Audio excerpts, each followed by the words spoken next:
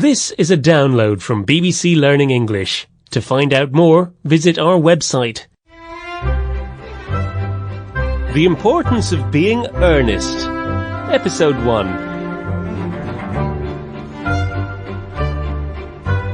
Algernon Moncrief, a wealthy young man from the upper classes of society, is passing his time playing the piano in his luxurious flat in central London. He's waiting for his aunt and cousin to come to tea. Algernon is a well-dressed and pleasant-looking man. His servant, Lane, is busy preparing the table.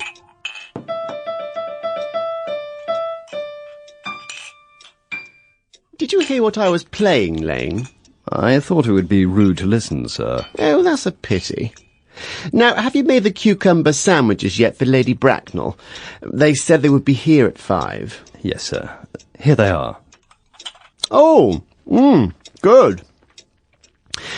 By the way, Lane, I noticed 8 bottles of champagne were drunk on Thursday night while I was having dinner with Mr. Worthing. That's correct, sir. Why do bachelors' servants always drink their champagne? It's probably because a bachelor's wine is better than the wine you'd find in married families. Good heavens! Is marriage as bad as that? People tell me that it is very pleasant, sir. I don't have much experience. I've only been married once. Aha! That'll be my dear Aunt Lady Bracknell. Tell her that I'm in the morning room. But it isn't Algernon's aunt. It's a young gentleman who follows Lane into the room. He's good-looking and has a serious expression on his face. Algernon is pleased, though surprised, to see him. Mr. Ernest Worthing. How are you, my dear Ernest?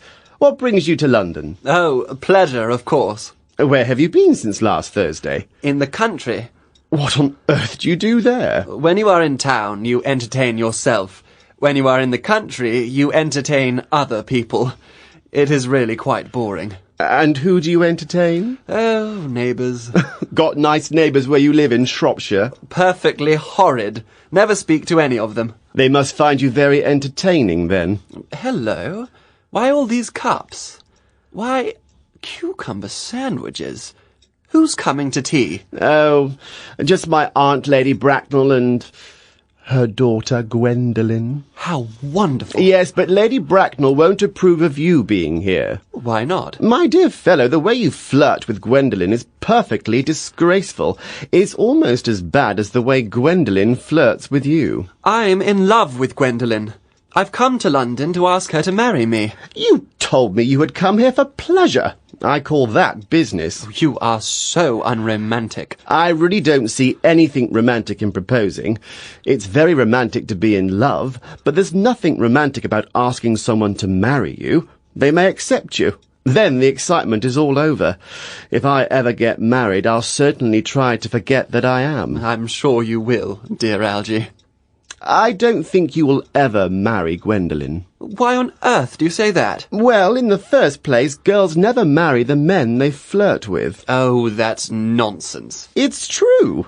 It explains why there are so many bachelors. In the second place, I won't give you my permission. Your permission? My dear fellow, Gwendolen is my first cousin, and before I allow you to marry her, you will have to explain about Cecily. Cecily? What do you mean? Who is Cecily? I don't know anyone called Cecily. You called, sir? Bring that cigarette case Mr. Worthing left here last Thursday. Yes, sir. Have you had my cigarette case all this time? I wish you'd told me. I've been to the police. I nearly offered a large reward. Well, I wish you would. I'm quite hard up at the moment. There's no point offering a large reward now it's been found. The cigarette case, sir. I think that's rather mean of you, Ernest. However, it's not important now because according to the inscription inside, the case isn't yours anyway. Of course it's mine. You've seen me use it hundreds of times. Now, Could I have my cigarette case back? Yes, but this isn't your cigarette case. It's a present from someone called Cecily, and you said you didn't know anyone of that name. Well, actually, Cecily is my aunt. Your aunt? Yes. Lovely old lady she is too. Lives in Tunbridge Wells. But why does she call herself Little Cecily if she is your aunt? From little Cecily with her fondest love. What's wrong with that? Some aunts are tall and some are small. Yes, but why does your aunt call you her uncle? From little Cecily with her fondest love to her dear Uncle Jack. There is no problem, I admit, to an aunt being small, but why should an aunt call her own nephew uncle? Besides, your name isn't Jack. It's Ernest. It isn't Ernest. It's Jack. You have always told me it was Ernest. I have introduced you to everyone as Ernest. You look as if your name was Ernest. You are the most earnest-looking person I ever saw in my life. So honest and serious. Ah, yes. We should say that the name Ernest was very common at the time, and the adjective earnest, which sounds exactly the same, means, well, honest and serious. Here, it's written on your card. Mr. Ernest Worthing, B4, the Albany. Well, my name is Ernest in town and Jack in the country, and the cigarette case was given to me in the country. Yes, but that doesn't explain why your small Aunt Cecily calls you her dear uncle, or why you have two names to start with. Come on, you'll have to explain.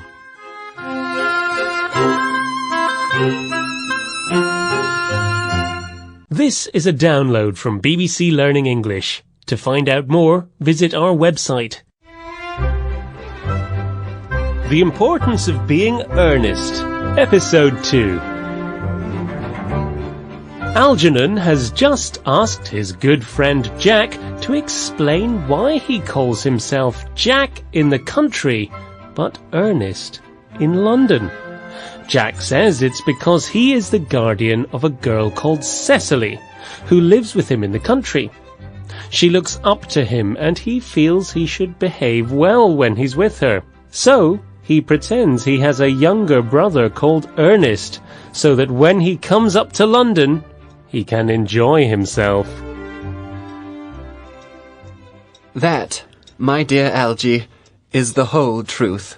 So, Ernest, you are a Bunburyist. What on earth do you mean? You have invented a very useful younger brother called Ernest, so that you can come to London as often as you like. I have invented a sick friend called Bunbury, so that I can go to the country whenever I like. Bunbury is invaluable. For example, if Bunbury didn't have such bad health, I would have to have dinner with my Aunt Lady Bracknell tonight, and I have no intention of doing that. Why not? Well, to begin with, I had dinner with her on Monday. Once a week is quite enough to eat with your own relations. Secondly, I know I will be seated next to Mary Farker, who always flirts with her own husband. Most unpleasant. Besides, I want to have dinner with you and talk about Bunburyism. I am not a Bunburyist. In fact, I think I am going to kill my brother Ernest. Cecily is a little too interested in him, and I strongly advise you to do the same with with your sick friend. I will not be separated from Bunbury. Ah! That must be my aunt now. Now, if I keep her busy for 10 minutes so you can propose to Gwendolen, will you have dinner with me tonight? All right, Algy.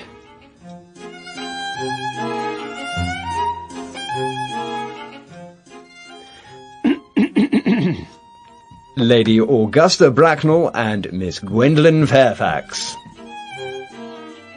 A well-dressed elderly woman and her daughter, a pretty young lady, enter the room. Good afternoon, dear Algernon. Oh, hello, Mr. Worthing. Hello, lady. Now, Algernon, I'd like a nice cup of tea and one of those cucumber sandwiches you promised me. Certainly, Aunt Augusta. Oh, good heavens. Lane, why are there no cucumber sandwiches? There were no cucumbers in the market this morning, sir. No cucumbers? No, sir. I am very sorry, Aunt Augusta. It doesn't matter, Algernon. Pour me some tea. Here you are. Thank you. Now, Algernon, about tonight. You will be seated next to Mary Farker. I'm afraid, Aunt Augusta, I won't be able to have dinner with you tonight. But why not, Algernon? Well, I have just heard that my poor friend Bunbury is very ill again. I'll have to go and see him. It's very strange. This Mr. Bunbury seems to have curiously bad health. I think it is time that he made up his mind whether he was going to live or die. And I would be very grateful if you could ask Mr. Bunbury to please not be ill on Saturday, because I need you to organise my music at my soirée. I'll speak to him, Aunt Augusta, and I'm sure he'll be well by Saturday. But why don't we go next door to look at the programme of music I've prepared? Oh, thank you, Algernon. It is very thoughtful of you. Algernon and his aunt go into the music room, leaving Jack and Gwendolen alone. It has been a lovely day, Miss Fairfax. Please don't talk to me about the weather, Mr. Worthing. Whenever people talk about the weather, I'm sure they mean something else, and that makes me nervous.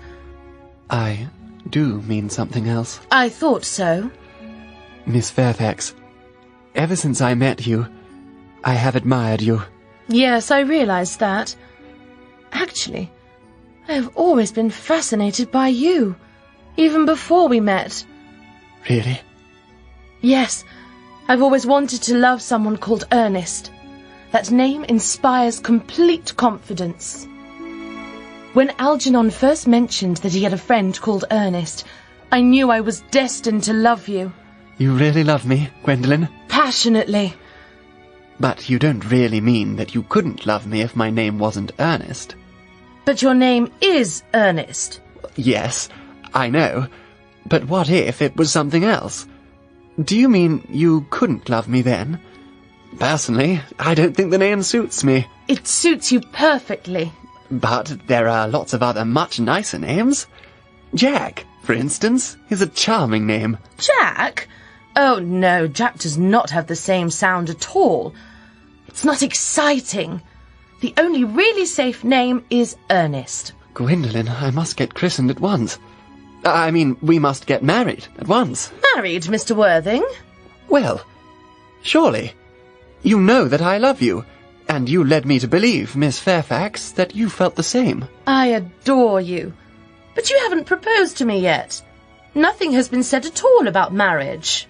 Well, may I propose to you now? And so Jack kneels down and asks Gwendolen to marry him. She accepts, and Jack is still on his knees when Lady Bracknell returns. Mr. Worthing, do get up. Oh, Mamma, please leave us. Mr. Worthing has not quite finished yet. Finished what, may I ask? I am engaged to Mr. Worthing, Mamma. Pardon me, you are not engaged to anyone. When you do become engaged, I or your father will tell you. A young girl should be surprised by an engagement, pleasantly or unpleasantly. It is not something she is allowed to arrange for herself. And now I would like to ask you a few questions, Mr. Worthing. Gwendolen, can you wait for me below in the carriage? Mamma!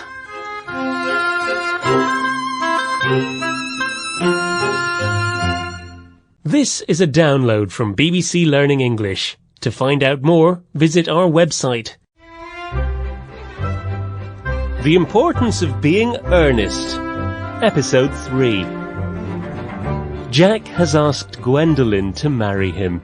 She thinks his name is Ernest, her favourite name, and has happily accepted. But her mother, Lady Bracknell, is not pleased about the engagement. She wants to ask Jack some questions about his background and finances. Now, Mr. Worthing, I am quite prepared to add your name to my list of eligible young men for my daughter if you answer my questions in a suitable way. Do you smoke? Well, yes, I do. I'm glad to hear it. How old are you? 29. The best age to be married, in my opinion. What is your income? Between 7 and 8,000 a year.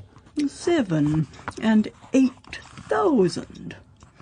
Do you own a house? Well, I have a country house with some land. A country house? How many bedrooms? You have a townhouse, I hope. A girl like Gwendolen could not be expected to live in the country. Well, I own a house in Belgrave Square, but I rent it to Lady Bloxham. Very well. Now, to more minor subjects. Are your parents living? I have lost both my parents. To lose one parent, Mr. Worthing, is unlucky.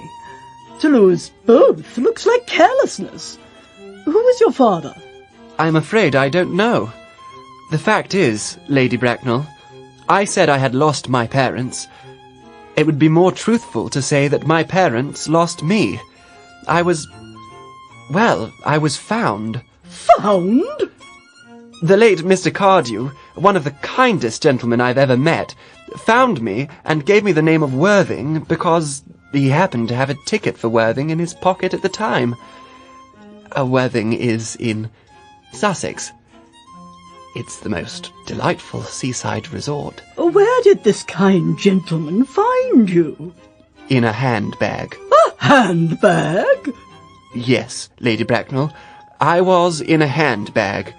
A rather large, black handbag with handles to it.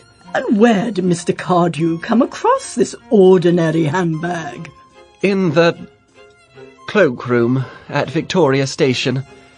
It was given to him by mistake instead of his own. The cloakroom at Victoria Station? Yes. Mr. Worthing, I have to say I feel rather confused by what you have just told me. To start life in a bag, whether it had handles or not, shows a lack of respect for family life. As for the bag being found in a cloakroom at a railway station, that isn't the best way to begin a successful life in society today. May I ask you then what I should do? I would do anything to ensure Gwendolen's happiness. I would strongly advise you, Mr. Worthing, to acquire some relations as soon as possible, and to try to produce at least one parent. Well, I don't see how I can do that. I can produce the bag now. It's at home. That should be enough for you, surely, Lady Bracknell. Mr. Worthing, you could hardly imagine that I and Lord Bracknell would allow our only daughter to marry into a cloakroom and form an alliance with a parcel. Goodbye, Mr. Worthing. Goodbye.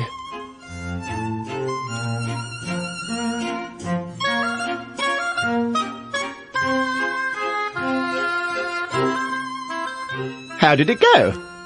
Oh, it didn't go well, old boy. Did Gwendolen refuse you? Oh, as far as Gwendolen is concerned, we are engaged. Her mother, though, is perfectly unbearable. She's a monster. I beg your pardon, Algy. I shouldn't talk about your aunt in that way in front of you. My dear boy, I love people being rude about my relations. It's the only thing that makes me put up with them. You don't think Gwendolen could become like her mother, do you, Algy? Gwendolen is the most sensible, intellectual girl I know. But all women become like their mothers. That is their tragedy. By the way, did you tell Gwendolen about being Ernest in town and Jack in the country? My dear fellow, the truth isn't the sort of thing you tell a nice, sweet girl. What about your brother? What about Ernest? Oh, I shall have finished with him by the weekend. I'll say he died in Paris from a severe cold. But I thought you said that Cecily was interested in Ernest. Won't she be very sad? Oh, that's all right. Cecily is not a silly romantic girl, I'm glad to say. She has got a good appetite, goes on long walks, and pays little attention to her lessons. I would like to see Cecily. I will take very good care you never do. She is very pretty, and she is only just 18. Have you told Gwendolen about Cecily? Oh, Cecily and Gwendolen are certain to be extremely good friends.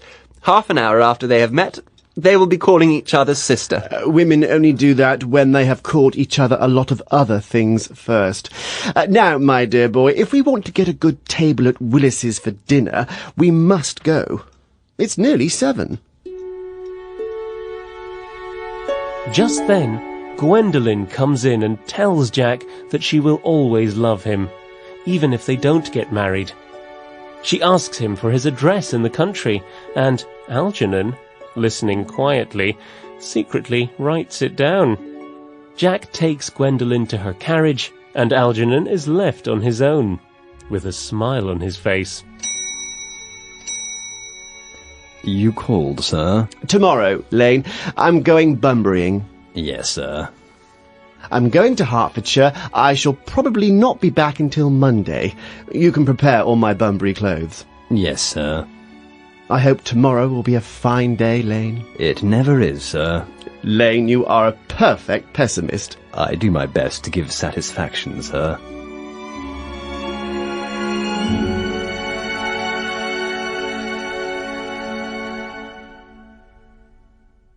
This is a download from BBC Learning English. To find out more, visit our website. The Importance of Being Earnest. Episode 4. Algernon secretly managed to find out the address of Jack's house in the country, the house where he lives with Cecily. We now join Cecily, a pretty girl of 18, and her governess, Miss Prism, that's the lady who looks after her, in their garden on a summer's day. They're studying German grammar, but Cecily seems more interested in the flowers. Cecily, leave the flowers, sit down, and we'll look at the German verbs. But I really don't like German. Cecily, you know Mr. Worthing wants you to improve yourself.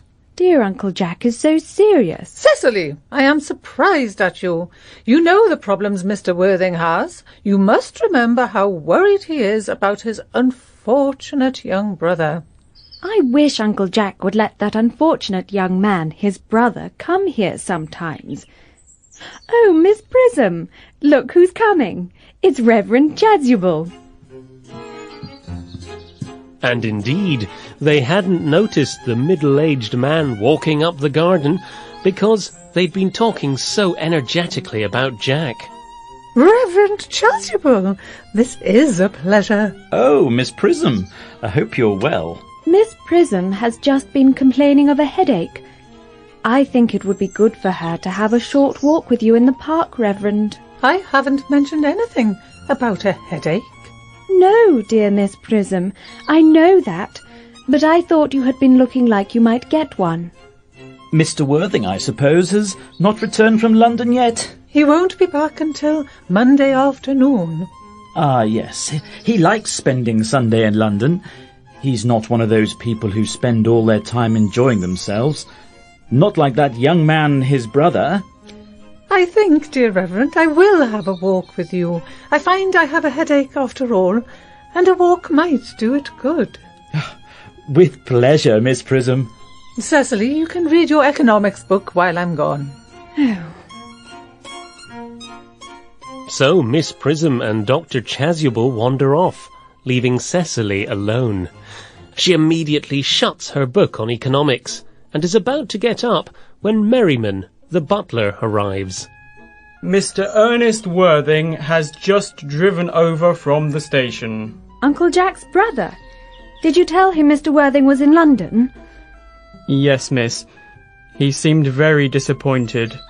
He had been hoping to find Mr. Worthing at home and had been planning to stay the night. I mentioned that you and Miss Prism were in the garden. He said he would like to talk to you for a moment. Ask him to come here. Yes, miss. I have never met a really wicked person before. Algernon enters, looking stylish and confident. You are my little cousin Cecily, I'm sure. You are mistaken. I'm not little. In fact, I believe I'm unusually tall for my age. Oh, I'm sorry. but I am your cousin Cecily. You are Uncle Jack's brother, my cousin Ernest, my wicked cousin Ernest. Oh, I'm not really wicked at all, cousin Cecily. If you aren't, then you have been deceiving us all. I hope you haven't been leading a double life, pretending to be wicked and being really good all the time. Oh, of course, I have been rather reckless. I am glad to hear it. In fact, now you mention it, I've been very bad in my own small way. I don't think you should be so proud of that, though I am sure it has been very pleasant. It's much pleasanter being here with you. I can't understand why you are here at all. Uncle Jack isn't back until Monday afternoon. How disappointing. I have to go back to London early on Monday morning. Well, I think you should wait until Uncle Jack arrives. I know he wants to speak to you about you emigrating. About me what? You emigrating. He's gone to London to buy you some clothes. I'm not happy about Jack buying my clothes. I don't like his style of ties at all. I don't think you'll need ties. Uncle Jack is sending you to Australia. Australia? I'd sooner die. Well, he said at dinner on Wednesday night that you would have to choose between this world, the next world, and Australia. Oh, well, I haven't heard very good things about Australia or the next world. This world is good enough for me, cousin Cecily. Yes, but are you good enough for it? I'm afraid I'm not. That is why you have to reform me, cousin Cecily. I'm sorry, I don't have time this morning. Well, will you have time to reform me this afternoon? I think you should try. I will, but I will need a little something to eat first. I'm a little hungry. How thoughtless of me. Won't you come in for something to eat? Thank you. Could I have one of your flowers first? Certainly. I'd like a pink rose. Why? Because you are like a pink rose, cousin Cecily. I don't think it can be right for you to talk to me like that. Miss Prism never says such things to me. Then Miss Prism is a short-sighted old lady. You are the prettiest girl I ever saw.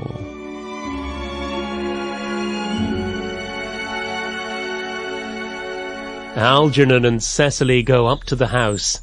Miss Prism and Reverend Chasuble, who had been walking and discussing the advantages of marriage for single men, also return home.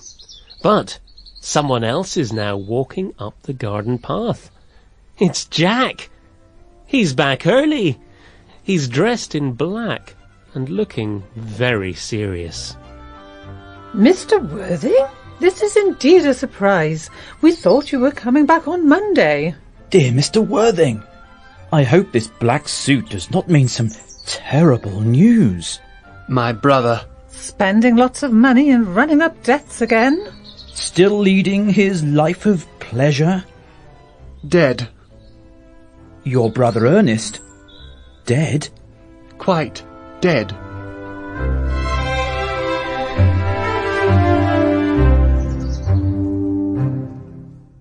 This is a download from BBC Learning English. To find out more, visit our website. The Importance of Being Earnest. Episode 5. Jack has returned earlier than expected to his house in the country. He's just told Miss Prism and Reverend Chasuble that his younger brother Ernest is dead. What they don't know is that Algernon is at the house at this very moment, pretending to be Ernest. I am very sorry about your brother, Mr. Worthing. I shall, of course, mention this tragic event in my sermon next Sunday. That would be most kind, Reverend. I can usually adapt my weekly sermon to almost any occasion, happy or sad. Weddings, christenings. Ah, that reminds me, Reverend Chasuble. I suppose you do know how to christen. I mean, of course, you often christen people, don't you? But which baby do you want to christen, Mr. Worthing? Your brother wasn't married, was he? Oh, no. But it's not for a child, Reverend. No, it's me. I'd like to be christened. This afternoon. But surely you've been christened already. I don't remember anything about it. Well, what time would you like the ceremony performed? Oh, around 5, if that would suit you. Perfectly. Just at this time, Cecily comes out of the house into the garden. Uncle Jack! Oh, I am pleased to see you back. But why are you wearing those awful clothes? Cecily! Oh, what's the matter, Uncle Jack? You look so sad. And I've got such a surprise for you. Who do you think is in the dining room? Your brother! Who? Your brother, Ernest. He arrived about half an hour ago. But I haven't got a brother. Oh, don't say that. However badly he may have behaved to you in the past, he is still your brother. I'll tell him to come out. You will shake hands with him, won't you, Uncle Jack? This is happy news. My brother here? That's quite absurd. Cecily comes out of the house again, this time holding Algernon's hand. Good heavens. Brother Jack, I've come to tell you that I'm very sorry for all the trouble I've given you, and that I plan to lead a better life in the future. Jack can't believe his eyes and stares at his friend. Algernon puts out his hand, but Jack ignores it. Uncle Jack, you are not going to refuse to shake your own brother's hand. Nothing will make me shake his hand. I think him coming down here is disgraceful. He knows perfectly well why. Uncle Jack, do be nice. There is some good in everyone. Ernest has just been telling me about his poor sick friend, Mr. Bunbury, whom he often visits, and there must certainly be a lot of good in someone who is kind to a sick friend. Oh, he's been talking about Bunbury, has he? Yes, he has told me all about poor Mr. Bunbury and how ill he is. Bunbury. Well, I won't let him talk to you about Bunbury or about anything else. Of course, I admit that I have not behaved well, but I expected a more enthusiastic welcome, especially as it's the first time I have come here. Uncle Jack, if you don't shake hands with Ernest, I'll never forgive you. Never forgive me? Never. Well, this is the last time I shall ever do it. There. I think we should leave the two brothers together. Cecily, you will come with us.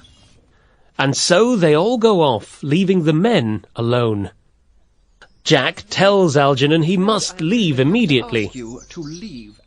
But just then, the butler Merriman arrives. I have put Mr. Ernest's things in the room next to yours, sir. I suppose that is all right. What? Mr. Ernest's luggage, sir. Luggage? Yes, sir. Merriman, order the carriage at once. Mr. Ernest has been suddenly called back to London. Yes, sir. What a terrible liar you are, Jack. I have not been called back to London at all. Yes, you have. Well, I have to say, Cecily is lovely. You are not allowed to talk of Miss Cardew like that. I don't like it. Well, I don't like your clothes. Why don't you go and change? It is perfectly childish to be in mourning for a man who is actually staying in your house as a guest. You are certainly not staying with me as a guest, or anything else. You are leaving by the 4:05 train. Well, I won't leave you while you are in mourning. It would be most unkind. If I was in mourning, I think it would be very unkind if you didn't stay with me. Well, will you leave if I change my clothes? Yes, if you are not too long. I've never known anyone take so long to get dressed and with such little result. Well, it's better than always being overdressed as you are. If I am occasionally a little overdressed, I make up for it by always being immensely overeducated. Your vanity is ridiculous, and your behaviour is an outrage. You have got to catch the 4:05 back to London. This Bunburying, as you call it, has not been a great success for you. Jack leaves. I think it has been a great success. I'm in love with Cecily. I must see her before I go. Ah, there she is, watering the flowers. Oh, I just came back to water the roses. I thought you were with Uncle Jack. He's gone to order the carriage for me. Oh, is he going to take you for a nice drive? He's going to send me away. Then have we got to say goodbye? I'm afraid so. It's a very painful parting.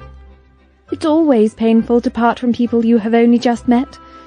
It's easy to be apart from old friends for a long time. But being apart for just a short period from someone you have just been introduced to is almost unbearable. Thank you. The carriage is at the door, sir.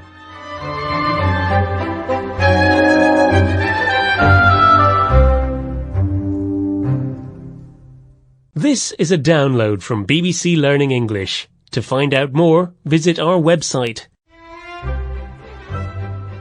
The Importance of Being Earnest, Episode 6. Jack is not happy that Algernon has come to his house pretending to be his younger brother Ernest. And he's really not happy that Algernon has met Cecily, telling him to go back to London immediately.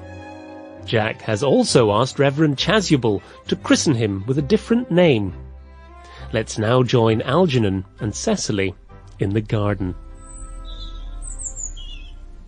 I hope you won't mind, Cecily, if I tell you quite truthfully that you seem to me to be in every way absolutely perfect. I admire your honesty, Ernest. Now, can I just write down what you are saying in my diary? Every way, absolutely. Do you really keep a diary? I'd love to have a look. May I? Oh, no. You see, it's just a young girl's record of her own thoughts, so I can publish them. But, Ernest, please don't stop talking. I love doing dictation. I have reached absolutely perfect. Go on. Oh, don't cough, Ernest. I don't know how to spell a cough. The truth is, Cecily, ever since I first saw you, I have loved you wildly, passionately and hopelessly. Wildly?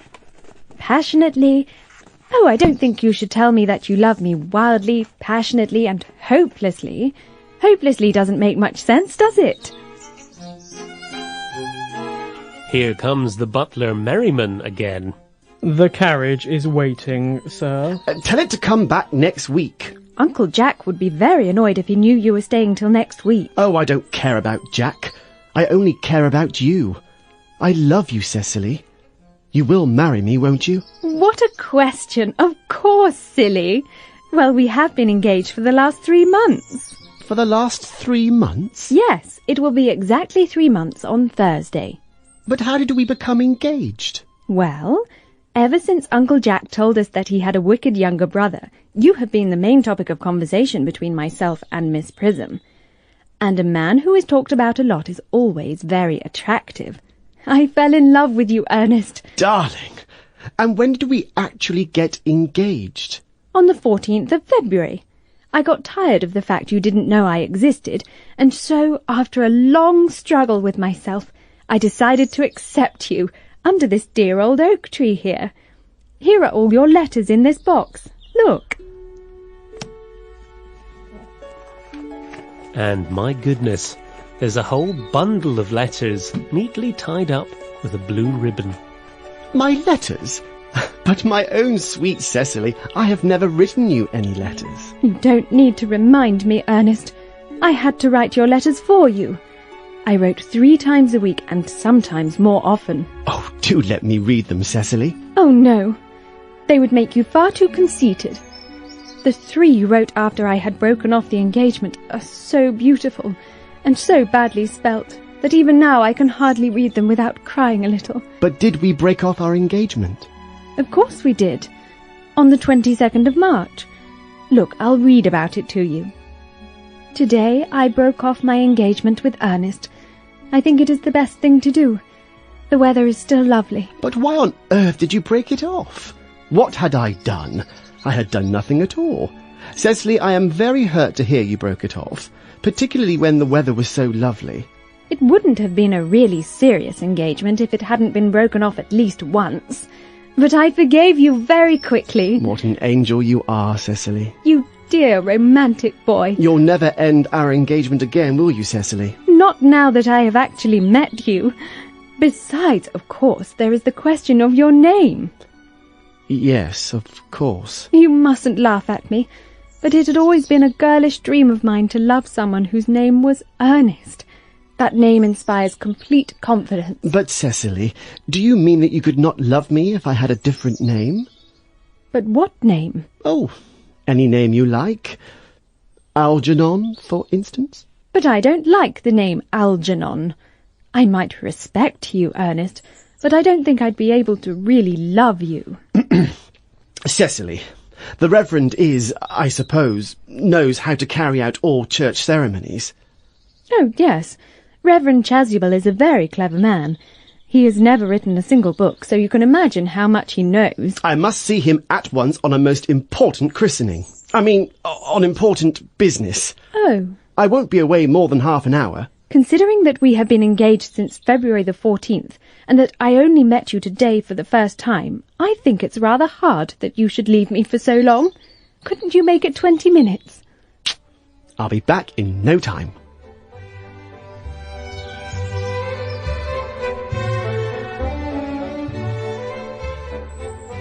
A merryman arrives to announce the arrival of a visitor. A Miss Fairfax is here to see Mr. Worthing. On very important business, Miss Fairfax says. Isn't Mr. Worthing in the library? Mr. Worthing went to see Reverend Chasuble some time ago. Please ask the lady to come out here. Mr. Worthing will be back soon, I'm sure. And you can bring tea? Yes, miss. Miss Fairfax. I suppose one of the many elderly women who are associated with Uncle Jack in some of his good work in London. But it's not an elderly woman who follows Merriman into the garden. What a surprise! It's Gwendolen.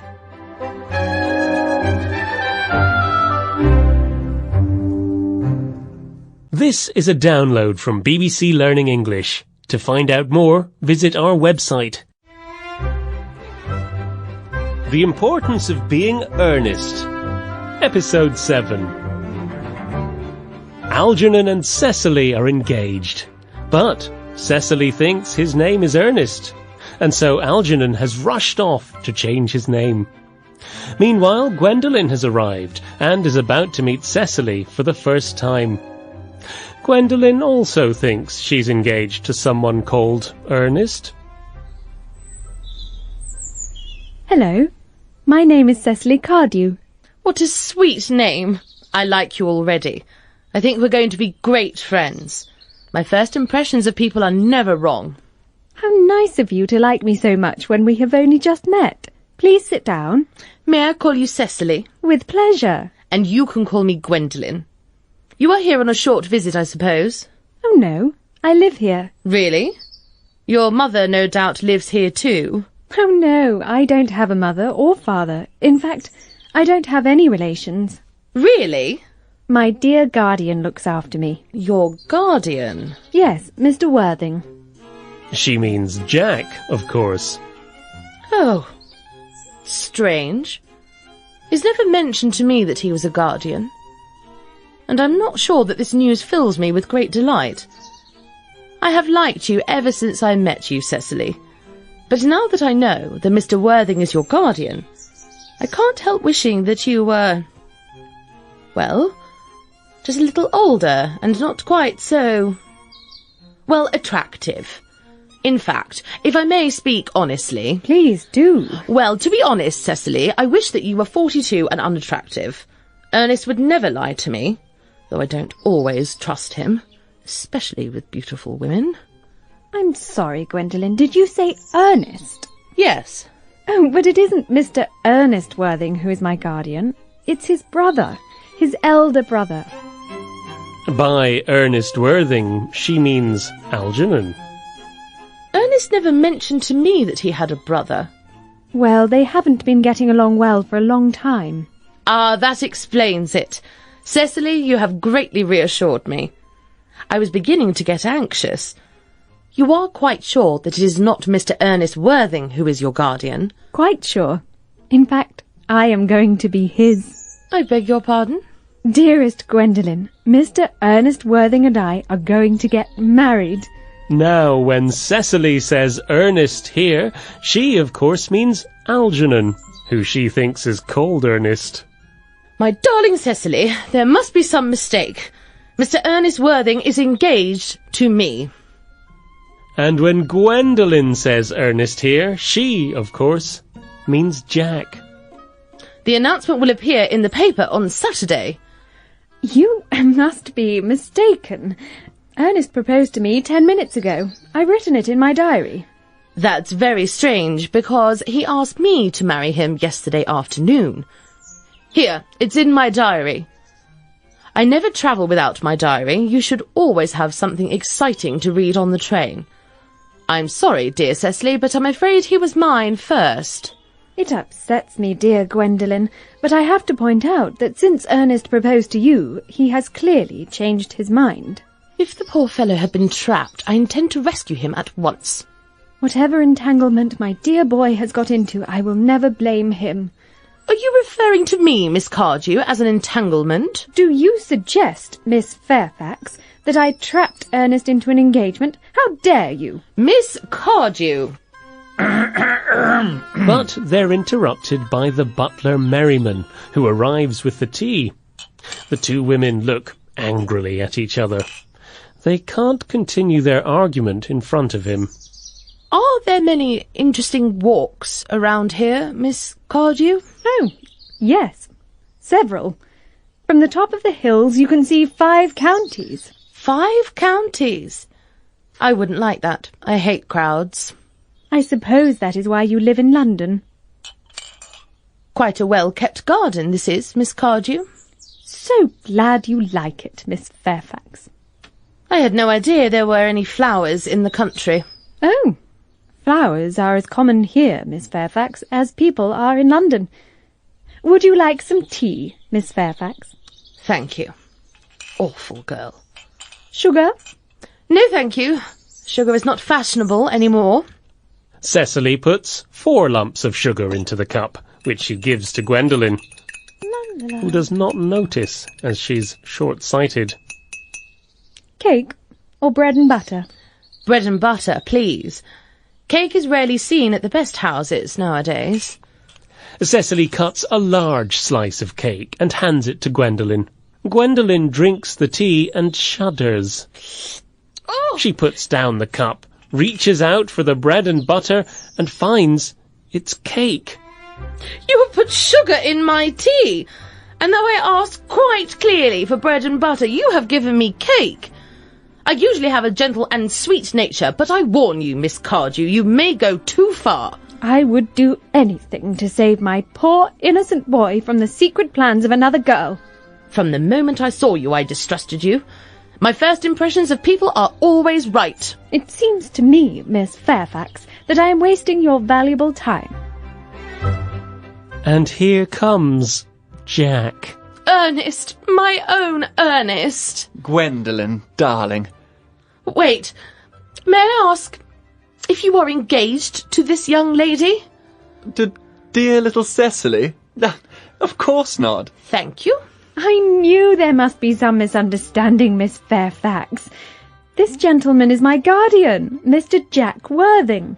I beg your pardon? This is Uncle Jack. Jack! Oh! And now Algernon arrives too. Here is Ernest. Cecily, my love. Wait, Ernest, may I ask you, are you engaged to this young lady?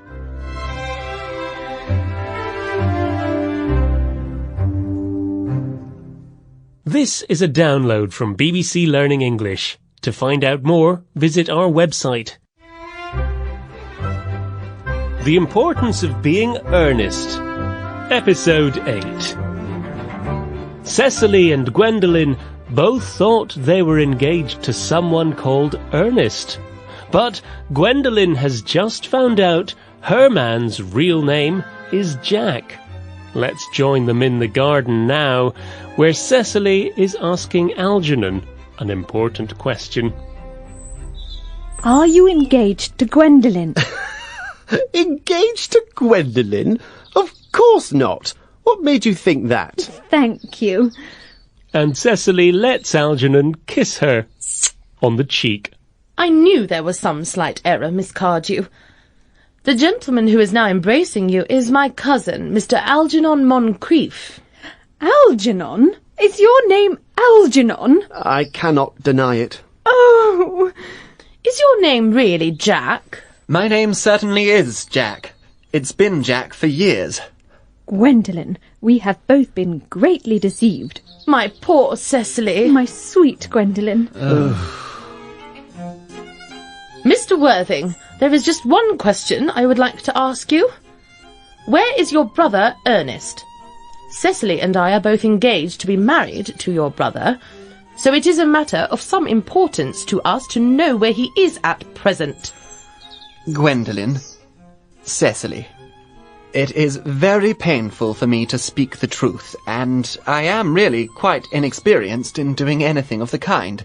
However, I will tell you, quite frankly, that I don't have a brother, Ernest. I don't have a brother at all. I've never had a brother in my life, and I don't plan to ever have one in the future. No brother at all? None. Have you never had a brother of any kind? Never. Not even of any kind. Cecily, it's quite clear that neither of us are engaged to be married to anyone. It's not a very pleasant position for a young girl suddenly to find herself in, is it? Let's go into the house. They'll dare not come after us there. No, men are so cowardly, aren't they? And the two women who minutes before were arguing now go arm in arm into the house. This awful situation is what you call bunburying, I suppose? Yes, and what a wonderful Bunbury it is. Well, you've no right to Bunbury here. That's absurd. People can Bunbury anywhere they choose. Every serious Bunburyist knows that. Serious Bunburyist? Good heavens! Well, you have to be serious about something. Well, the only satisfaction I have in all this terrible business is that your friend Bunbury is finished. You won't be able to run to the country quite as often as you used to, dear Algy. Your brother is a little unwell, isn't he, dear Jack? You won't be able to disappear to London quite so frequently now. As for your behaviour towards Miss Cardew, I must say that fooling a sweet, innocent girl like that is quite inexcusable, to say nothing of the fact that I am her guardian. I can see no excuse at all for you deceiving a clever, thoroughly experienced young lady like Miss Fairfax, to say nothing of the fact that she is my cousin. I wanted to be engaged to Gwendolen, that is all. I love her. Well, I simply wanted to be engaged to Cecily. I adore her. There is certainly no chance of your marrying Miss Cardew. And I don't think it's very likely, Jack, that you and Miss Fairfax will be together. Oh, muffins. Well, that's no business of yours. And how can you sit there calmly eating muffins when we are in this horrible trouble? You seem perfectly heartless. Well, I can't eat muffins in a nervous way. The butter would probably get on my sleeves. You should always eat muffins quite calmly. It's the only way to eat them. Well, that's no reason to eat them all in that greedy way. Give them to me. But you just said it was heartless to eat muffins. Algy, I wish you would go. You can't possibly ask me to go without having some dinner. Besides, I have just arranged with Reverend Chasuble to be christened at 5:45 with the name of Ernest. My dear fellow, please stop that nonsense. I arranged this morning with Reverend Chasuble to be christened myself at 5:30, and I will, of course, take the name of Ernest. We can't both be called Ernest. Besides, I have a perfect right to be christened if I like. There is no evidence at all that I have ever been christened by anybody. You, on the other hand, have already been christened. Yes, but I haven't been christened for years. Yes, but you have been christened. That's the important thing. Yes, so I know I can stand it. You're not quite sure that you have ever been christened, and I think it would be rather dangerous to do it now. It might make you very unwell. Oh, that is nonsense. You are always talking nonsense. Jack, you're eating the muffins again. I wish you wouldn't. There are only 2 left. I told you I was particularly fond of muffins. Algernon, I have already told you to go. I don't want you here. I haven't quite finished my tea yet, and there is still 1 muffin left. Ugh.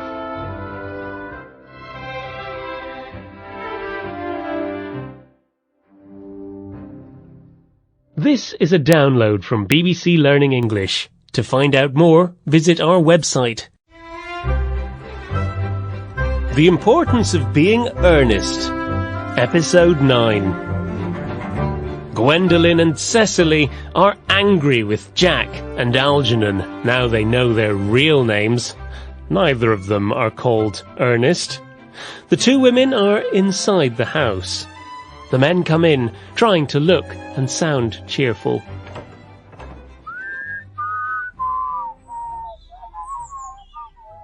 I'm sure they're feeling sorry. Let's not say anything. Certainly not. Mr. Moncrief, why did you pretend to be my guardian's brother? So that I have the opportunity to meet you. That seems a satisfactory explanation, doesn't it, Gwendolen? Yes, if you can believe him. I don't, but his answer was so beautiful. True. In matters of great importance, it's style, not truth, that is essential. Mr. Worthing, why did you pretend to have a brother? Was it so you could come to London to see me? Do you have any doubts, dear Gwendolen? I have serious doubts, but I intend to ignore them. Cecily, should we forgive them? Yes. I mean, no. Probably not. What about their names? True, I had forgotten. Your names are still a huge problem. Our names? Is that all? But we are going to be christened with a different name this afternoon. You are prepared to do this terrible thing for me, Jack? I am. To please me, you are ready to face this awful experience, Algernon. I am. How can people talk about the equality of the sexes?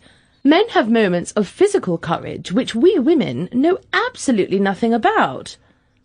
Jack, darling. Cecily, darling. And they fall into each other's arms. Merriman comes in and coughs loudly. He announces a visitor. Lady Bracknell. Oh, good heavens! Gwendolen, what does this mean? Simply that I am engaged to Mr. Worthing, Mamma. Mr. Worthing, I followed my daughter by train. Gwendolen is meant to be attending a university lecture. Well, that is what her father thinks. All communication between yourself and my daughter must end immediately. We are engaged to be married, Lady Bracknell. You are nothing of the kind, sir. And now, what about Algernon? Algernon? Yes, Aunt Augusta? May I ask if it is in this house that your sick friend Mr. Bunbury lives? Oh, no. Bunbury doesn't live here. Bunbury is somewhere else at the moment. In fact, Bunbury is dead. Dead? When did he die? Oh, I killed Bunbury this afternoon. I mean, poor Bunbury died this afternoon. He died so suddenly? What did he die of? I mean, he was discovered. The doctors discovered that he could not live, so he died. He seems to have had great confidence in the opinion of his doctors. I'm glad that he finally made up his mind to take some definite course of action and acted under proper medical advice. And now, Mr. Worthing, who is the young person whose hand my nephew Algernon is holding in an unnecessary way? That is Miss Cecily Cardew. I'm her guardian. I am engaged to Cecily, Aunt Augusta. I beg your pardon? Mr. Moncrief and I are engaged to be married, Lady Bracknell. Lady Bracknell has to sit down at this news. There seems to be something unusually exciting in the air. The number of engagements seem to be above average. Mr. Worthing, is Miss Cardew at all connected with any railway stations in London? I'm simply asking. Until yesterday, I didn't know any families or people whose origin was a station. Miss Cecily Cardew is the granddaughter of the late Mr. Thomas Cardew of 149 Belgrave Square, Gervais Park, Surrey, and the Sporran, Fifeshire. Oh, 3 addresses. That always gives me confidence. I am not unsatisfied. How extremely kind of you, Lady Bracknell. Now, Gwendolen, we have to leave. Just one thing, Mr. Worthing. Does Miss Cardew have any money? Oh, about £130,000. That is all. Goodbye, Lady Bracknell. So pleased to have seen you. A moment, Mr. Worthing. £130,000? Miss Cardew seems to me a most attractive young lady, now that I look at her. Come over here, dear. Turn round, dear child, so I can see your face. There are definite social possibilities in your face. Algernon? Yes, Aunt Augusta? There are definite social possibilities in Miss Cardew. I don't care about social possibilities. Never speak disrespectfully of society, Algernon. Only people who can't get into it do that. Now, Miss Cardew, of course you know that Algernon has nothing but his debts to depend on, but I do not approve of marriages for money. Well, I suppose I must give my consent. Thank you, Aunt Augusta. The marriage had better take place quite soon. I'm not in favour of long engagements. They give people the chance to find out each other's characters before marriage. Never a good thing. I'm sorry to interrupt you, Lady Bracknell, but I am Miss Cardew's guardian, and I don't give my consent to this marriage. And why not, may I ask? Isn't Algernon an extremely eligible young man? He has nothing, but he looks everything. What more can one desire? The fact is that I do not approve of his moral character. He has not been honest. Algernon and Cecily look at him, amazed. Untruthful? Algernon? Impossible. I'm afraid there is no doubt. This afternoon he came to my house pretending to be my brother. He had succeeded in one afternoon to change the affections of dear Cecily. He then stayed to tea and ate all the muffins. Mr. Worthing, after careful consideration, I have decided to forgive my nephew's behaviour. That is very generous of you, Lady Bracknell. However, I have not changed my mind. I do not give my consent.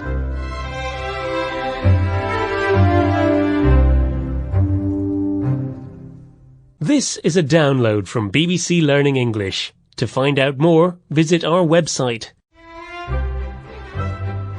The Importance of Being Earnest. Episode 10. Lady Bracknell is visiting Jack's house in the country. She won't allow Jack to marry Gwendolen, and Jack, who is Cecily's guardian, won't allow Cecily to marry Algernon.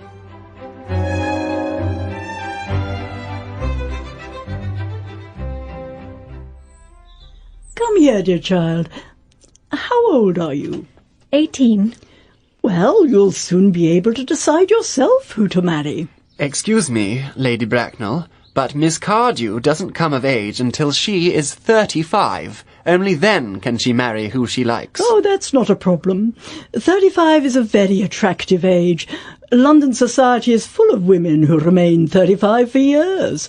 Lady Dumbleton, for example, she's been 35 ever since she turned 40, a long time ago. But I can't wait that long. I hate waiting even 5 minutes for someone. Waiting, even to be married, is just not possible. Well, what shall we do, Cecily? I don't know, Algernon. My dear Mr. Worthing, as Miss Cardew says she cannot wait till she is 35, which seems to indicate she is a little impatient, could you change your mind? My dear Lady Bracknell, the moment you agree to my marriage with Gwendolen, I will happily allow your nephew to become engaged to Cecily. That is impossible. Look at the time. Gwendolen, dear, we've already missed 5 trains. But they'll miss the next one too, because Reverend Chasuble arrives to announce that everything is ready for the christenings. Christenings, sir? Isn't that a little premature? Both these gentlemen have said they want to be christened this afternoon. At their age? That is ridiculous. Algernon, Lord Bracknell would be very unhappy if he knew this was how you wasted your time and money. So, no christenings this afternoon? It would be no use to either of us, Reverend Chasuble, at the moment. Well, I'll return to the church straight away. It seems Miss Prism has been waiting there for me for an hour and a half. Miss Prism? Did you say Miss Prism? Yes, Lady Bracknell. I'm going to see her now. Oh, wait a moment. Is this Miss Prism an unattractive woman connected with education? She's very well educated indeed. It's obviously the same person. And what position does she have in your house? Miss Prism, Lady Bracknell, is Miss Cardew's governess. I must see her at once. Well, she's here now. Look, she's coming up the garden path. Miss Prism arrives, and when she sees Lady Bracknell, she goes white. Prism? Come here. Where is that baby? 28 years ago, Prism, you left my house with a pram in which a male baby was sleeping. You never came back. The police found the pram. It contained a novel, but no baby. Prism, what happened to that baby? Lady Bracknell, I really don't know. I wish I did. This is what happened. I took the baby out in its pram as usual. I also took with me a large old handbag in which I was intending to put the novel that I had written. In a moment when I wasn't thinking, I put the novel in the pram and placed the baby in the bag. But where did you put the bag?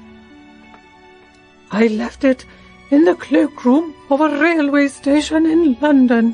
Which railway station? Victoria. I must just go to my room. He rushes off. After several minutes, Jack returns, carrying a black leather bag. Is this the bag, Miss Prism?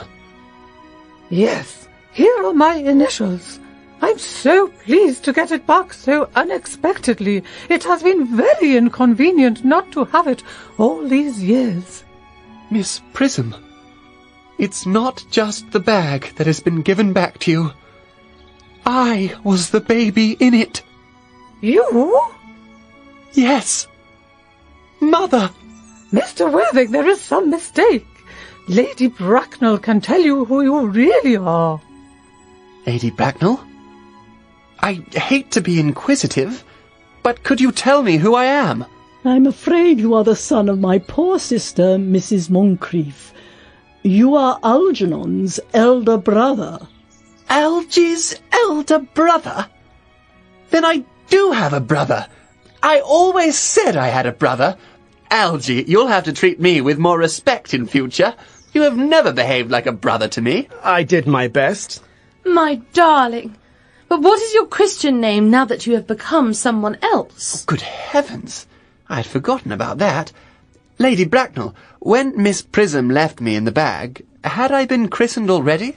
Your parents gave you everything, including a christening. Well, what name was I given? You were the eldest son, so you were given your father's name. Oh, yes, but what was his name? I cannot remember the General's full name. Algy, can't you remember what our father's name was? My dear fellow, I was 1 when he died. His name would appear in the army lists, wouldn't it, Lady Bracknell? Oh, that's true. I have the lists of the last 40 years here. He rushes to the bookcase and pulls the books out. Generals. Malcolm, Migsby, Moncrief. General, 1869, his full name was Jack Ernest. I always told you, Gwendolen, my name was Ernest, didn't I? Well, it is Ernest, after all. Ernest, my own Ernest. I felt from the beginning that you could have no other name. Gwendolen, it is a terrible thing for a man to suddenly find out that all his life he has been speaking nothing but the truth. Can you forgive me? I can, for I'm sure you will change. My darling. And Jack embraces Gwendolen. Algernon does the same with Cecily. Even Reverend Chasuble embraces someone. Miss Prism, much to her delight. Oh, Reverend. Gwendolen, at last. My nephew, you are showing a lack of seriousness. No, it's the opposite, Lady Bracknell. I've now realized for the first time in my life the extreme importance of being earnest.